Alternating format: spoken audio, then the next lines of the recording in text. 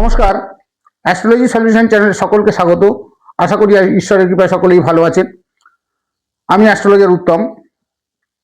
আজ আমরা আলোচনা করব জন্মছকে গজকিশোরী যোগ কখন হয়, বা এই গজকিশোরী যোগ কখন মানব জীবনে সুফল দিতে পারে, বা কখনই বা এর প্রভাব অনেক কমে যায়, এইসব বিষয় নিয়ে আজ আমরা আলোচনা করব। তবে যারা চ্যানেলে নতুন তারা অবশ্যই চ্যানেলটি সাবস্ক্রাইব করে বেল আইকনটি প্রেস করে অল অপশনটাকে প্রেস করে রাখবেন। আর যারা ফেসবুক থেকে দেখছেন তারা অবশ্যই চ্যানেলটি লাইক, ফলো ও শেয়ার করে অপরকে দেখার সুযোগ করে দেবেন। তবে আজকের আলোচনা শুরু করা যাক। আজকের আলোচনার বিষয় হচ্ছে জন্মছকে গজকিশোরী যোগ কখন হয়, বা এর সুফল কখন পাওয়া যায়। দেখুন, গজকিশোরী যোগ হচ্ছে জন্মছকে অত্যন্ত একটি শুভ যোগ। এই শুভ যোগ যদি থাকে তবে কিন্তু অন্যান্য গ্রহের যে কুপ্রভাব, সেই প্রভাবকে অনেকটাই কমিয়ে দেয়। বা এই গজকিশোরী যোগ থাকলে তার জীবনে সমৃদ্ধশালী হয়ে থাকেন, ব্যক্তি জীবনে সাফল্য অর্জন করতে পারেন এবং সব কাজে তিনি একটা বুদ্ধিমত্তার পরিচয় দিতে পারেন। এই গজকিশোরী যোগ জন্মছকের একটা অত্যন্ত শুভ যোগ। জন্মছকে গজকিশোরী যোগ কখন হয়? দেখুন, আপনারা এখানে একটা রাশিচক্র দেখতে পাচ্ছেন। এই রাশিচক্রে কখন গজকিশোরী যোগ, সেই বিষয় নিয়ে আজ প্রথমে বলবো। গজকিশোরী যোগ কখন হয়?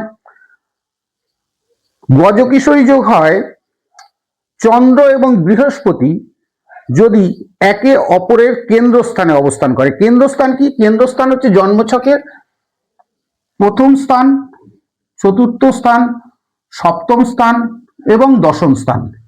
এগুলোকে বলা হয় কেন্দ্রস্থান। এই কেন্দ্র, ধরুন কোনো ব্যক্তির জন্মছকের মেষ রাশিতে চন্দ্র অবস্থান করছে, ধরুন এখানে চন্দ্র অবস্থান করছে, মেষ রাশিতে যদি চন্দ্র অবস্থান করে তার কেন্দ্রস্থান কোনটা হবে?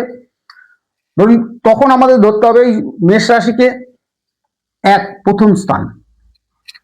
আমরা যেমন জন্মছকের লগ্নকে প্রথম স্থান ধরে থাকি, কিন্তু এই গজকিশোরী যোগ বিচার করতে গেলে আমাদের যেখানে চন্দ্র অবস্থান করছে, অর্থাৎ জন্মছকের যেই জায়গায় চন্দ্র অবস্থান করছে সেই জায়গা থেকেই আমাদের ধরে আলোচনা করতে হবে।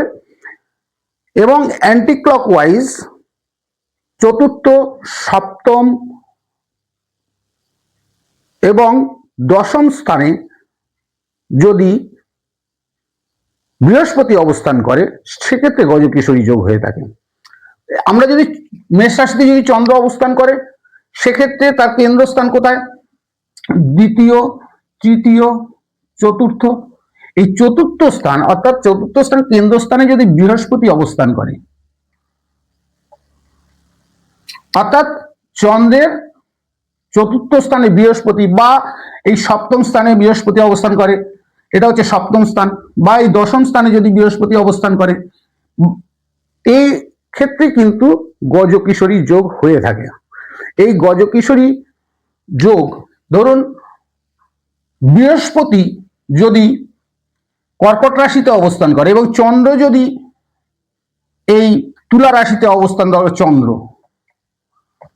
তবেও কিন্তু গজকিশোরী যোগ হয়। কারণ তখন আমরা বৃহস্পতিকে যদি 1 নম্বর স্থান ধরে থাকি তাহলে এটা হবে 2, 3, 4, তখন হচ্ছে গজকিশোরী যোগ।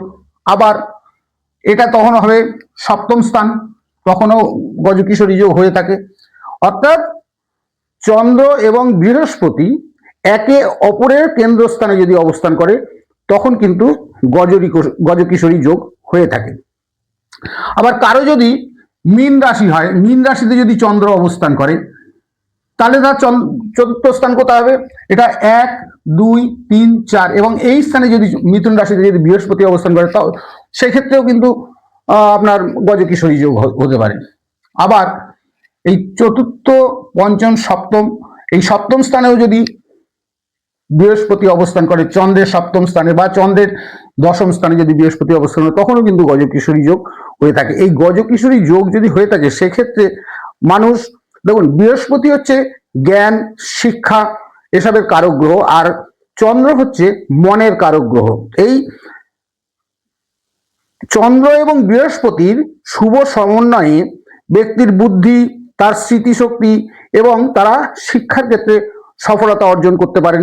তাদের আত্মবিশ্বাস অনেক বেশি হয় এবং তাদের নেতৃত্ব গুণ দেওয়ার ক্ষমতা অনেক বেশি থাকে এবং সামাজিক মর্যাদাও তাদের বৃদ্ধি পায়। এই যোগ ধনসম্পদ বা জীবনে বিভিন্ন রকম সুযোগ সুবিধা এনে থাকে এবং জীবনকে সুরক্ষা দিতে সাহায্য করে।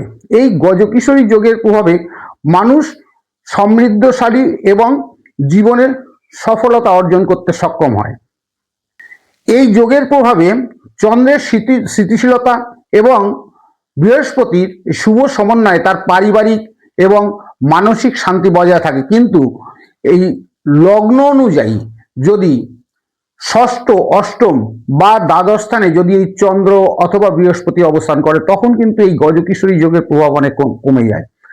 ধরুন কারো কুম্ভ লগ্ন, এই কুম্ভ লগ্ন যদি হয় এবং তার ষষ্ঠ স্থানে, ধরুন লগ্ন থেকে যদি আমরা ধরি 1, 2, 3, 4, 5, 6, এই ষষ্ঠ স্থানে যদি বৃহস্পতি অবস্থান করে বা এই অষ্টম স্থানে যদি বৃহস্পতি অবস্থান করে বা চন্দ্রের লগ্ন থেকে যদি ষষ্ঠ, অষ্টম বা দ্বাদশ স্থানে বৃহস্পতি অথবা চন্দ্র অবস্থান করে, তখন কিন্তু এই গজকিশোরী যোগের প্রভাব অনেক কমে যায়, তখন এর সুফল পাওয়া যায় না।